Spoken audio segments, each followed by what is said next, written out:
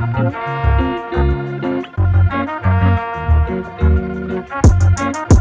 can we listen, baby, yeah?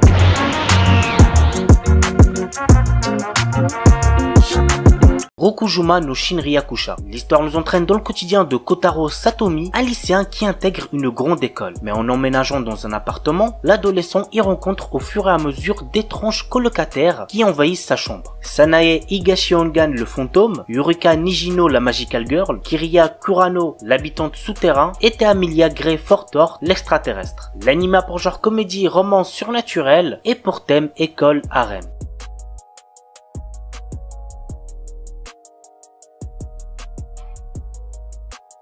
Kui wa Futago di Warikirinai.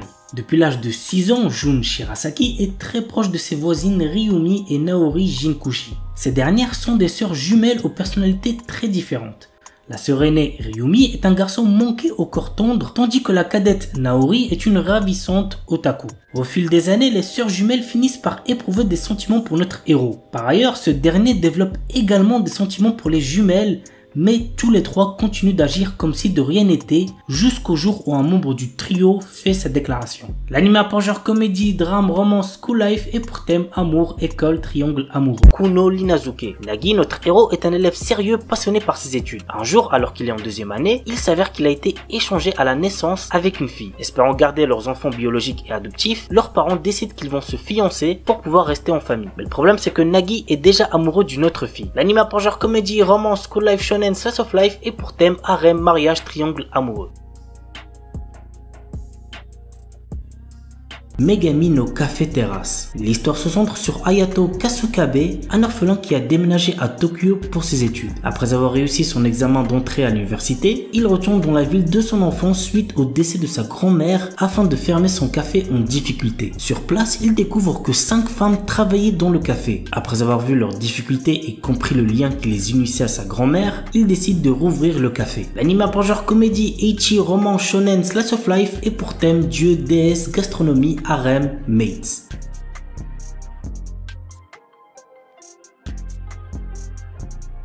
Rokudo no Onatashi. Rokudo est un perdant et ça tout le monde le sait. Il se fait maltraiter dans son école et reçoit des regards méprisants de la part des passants. Il peut seulement garder le peu de fierté qui lui reste pour se plaindre avec ses 2 seuls amis. Cherchant désespérément quelque chose pour changer sa vie, il utilise son dernier espoir. Un artefact ancestral transmis de génération en génération dans sa famille qui permet de mettre tous les démons sous son contrôle. Cependant, dans notre ère, cet artefact a un effet différent. Il permet de rendre toutes les délinquantes amoureuses de Rokudo. L'anime a pour genre action, comédie, drame, romance, school life, shonen, surnaturel et pour thème délinquance harem.